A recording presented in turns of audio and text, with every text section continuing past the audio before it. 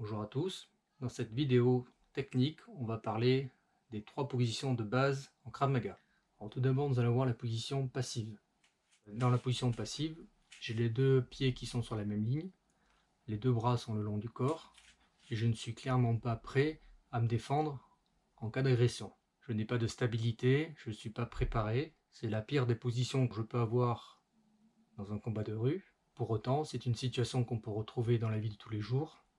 Donc le Krav Maga donne des solutions pour pouvoir se défendre lorsqu'on est en position passive. En effet, en Krav Maga, la défense que j'utilise est fonction du type d'attaque et de la position de l'agresseur, mais aussi varie en fonction de ma position par rapport à l'agresseur. Je n'aurai donc pas la même défense si je suis en position passive ou si je suis en position de garde ou semi-passive. Ensuite, nous allons voir la position de garde. En position de garde, j'ai une jambe en avant, le genou légèrement fléchi, une jambe sur l'arrière avec le talon décollé, les mains sont ouvertes à hauteur du visage, le menton est rentré, les épaules sont relâchées, les coudes sont proches des côtes, je suis clairement prêt à combattre. La position de garde doit permettre à la fois de se protéger et à la fois d'être prêt à attaquer.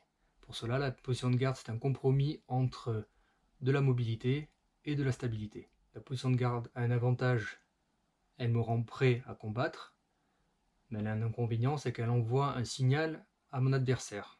Un signal comme quoi je sais me défendre. Donc tactiquement, c'est peut-être pas très intéressant d'envoyer ce genre de message. Le second point négatif, c'est vis-à-vis de témoins extérieurs à la scène, voir quelqu'un en position de garde, même si cette personne se défend, ça donne une image de quelqu'un d'agressif. Pour pallier à ça, en Krav Maga, il existe une troisième position, c'est la position semi-passive ou semi-active.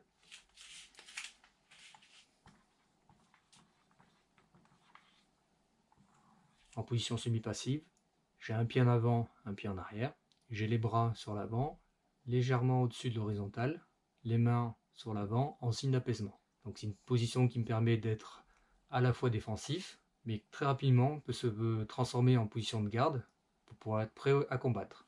Un autre avantage de cette position, c'est que visuellement, vu de l'extérieur, j'ai une position clairement défensive, ce qui pourrait être intéressant pour plus tard en cas de recherche du témoin ou en cas d'interaction avec les forces de l'ordre. On reparlera de l'effet témoin dans une prochaine vidéo, mais il faut toujours avoir en tête la légitime défense et le fait de pouvoir justifier l'état de légitime défense. Par rapport à la position de garde qui renvoie une image agressive, la position semi-passive renvoie elle une image défensive.